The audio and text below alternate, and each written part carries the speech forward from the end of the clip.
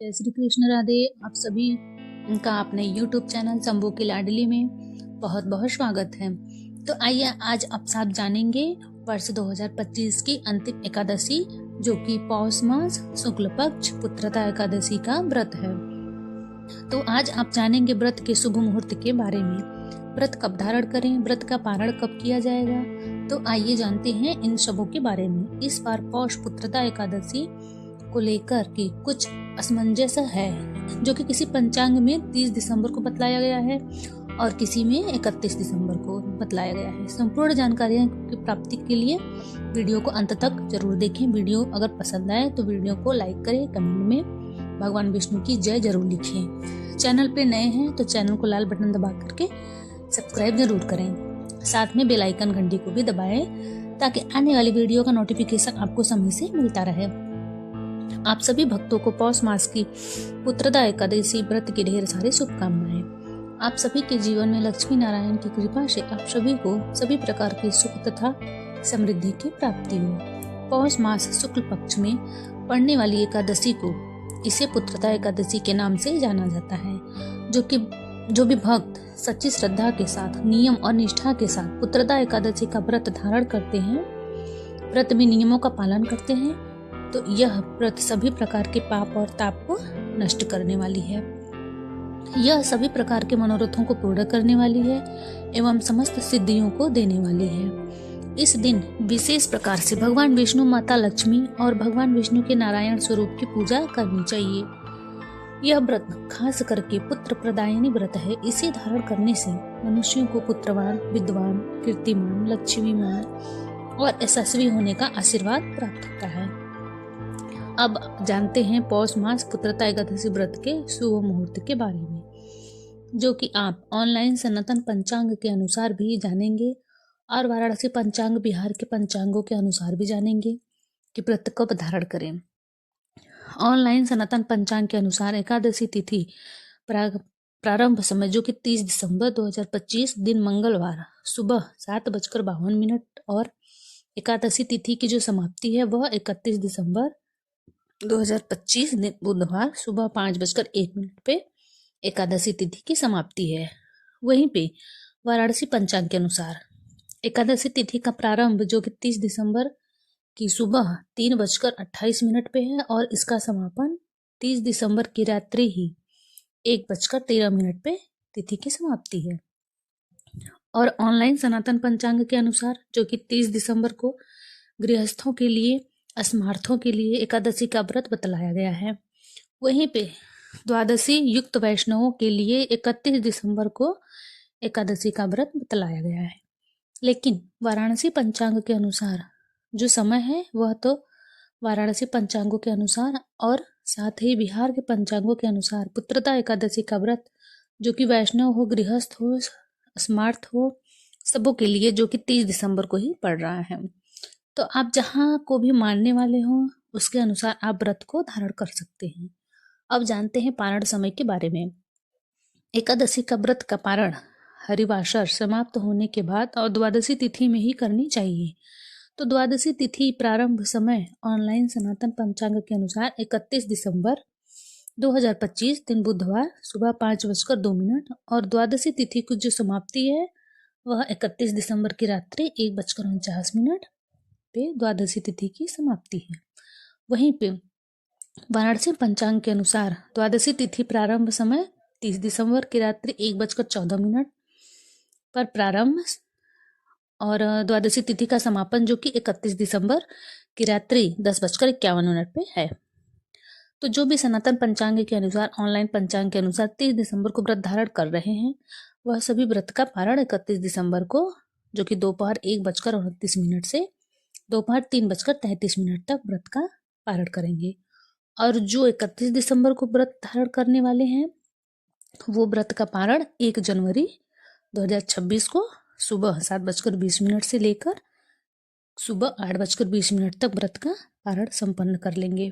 वहीं पे आप वाराणसी पंचांग को मानने वाले हैं तो इसके अनुसार जो भी 30 दिसंबर को व्रत धारण कर रहे हैं वह सभी व्रत का पारण 31 दिसंबर को जो कि सुबह 8:20 से सुबह 9:20 तक व्रत का पारण संपन्न कर लेंगे।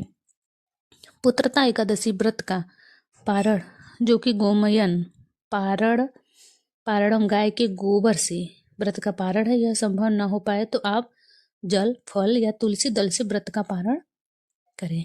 तो आप जहाँ को भी मानने वाले हैं उसके अनुसार आप व्रत को धारण करें।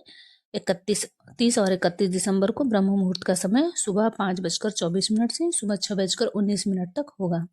सूर्योदय का समय सुबह 6:43, सूर्यास्त शाम 5:18 पर होगा। 31 दिसंबर को राहु काल का समय दोपहर 2:39 से दोपहर 3:58 तक होगा और 31 दिसंबर को राहु काल दोपहर 12:01 से दोपहर 1:20 तक होगा। राहु काल समय के दौरान कोई भी शुभ कार्य या नया कार्य नहीं करना चाहिए, इस बात का विशेष ध्यान रखें। 30 और 31 दिसंबर को प्रातः काल पूजा का शुभ मुहूर्त सुबह 5:51 से सुबह 7:13 तक होगा और शाम को पूजा का शुभ मुहूर्त शाम 5:34 से शाम 6:56 तक होगा। 31 दिसंबर को इस बार जो कि त्रिपुष्कर योग भी बन रहा है, जो कि सुबह 5 बजे से शुरू होने के अगले दिन सुबह 7:14 तक रहेगा। इस दिन सर्वार्थ सिद्धि योग और रवि योग भी बन रहा है, जो कि सुबह 3:58 से शुरू होकर के अगले दिन सुबह 7:14 तक रहेगा, जो कि यह बड़ा ही अच्छा सहयोग बन रहा है। जो भी भक्तजन एकादशी का व्रत धारण करते हैं उन्हें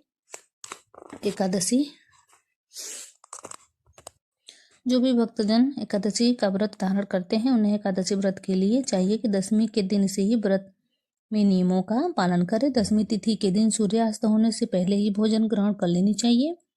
रात्रि ब्रह्मचर्य का पालन करते हुए एकादशी व्रत का स्मरण करते हुए भगवान विष्णु के नामों का स्मरण करते हुए सोना चाहिए और एकादशी की सुबह उठ करके नित्य क्रियाओं से निवृत्त होकर के गंगा नदी में तीर्थों आदि जगहों में या घर के नहाने के पानी में ही थोड़ा सा गंगा जल मिला करके स्नान करें।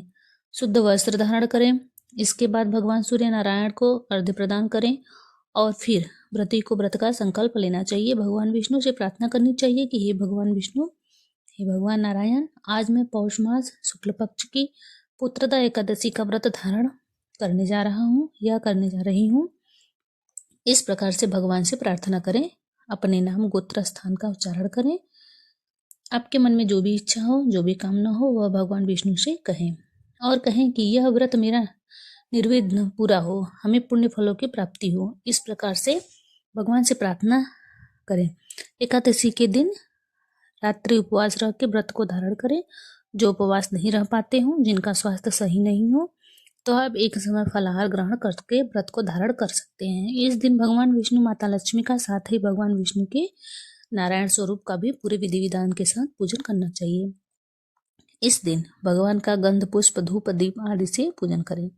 भगवान को पीला पुष्प अर्पित करें, पीले चंदन अर्पित करें। खास करके इस दिन भगवान को बछड़े वाले गाय के दूध से भगवान को अवश्य ही उनकी प्रतिमा को स्नान करवाना चाहिए और उसे जो कि एक अलग से पात्र में रख के पूजन संपन्न होने के बाद उसे प्रसाद के रूप में ग्रहण भी करना चाहिए, जो कि यह अनंत फलदायी माना गया है।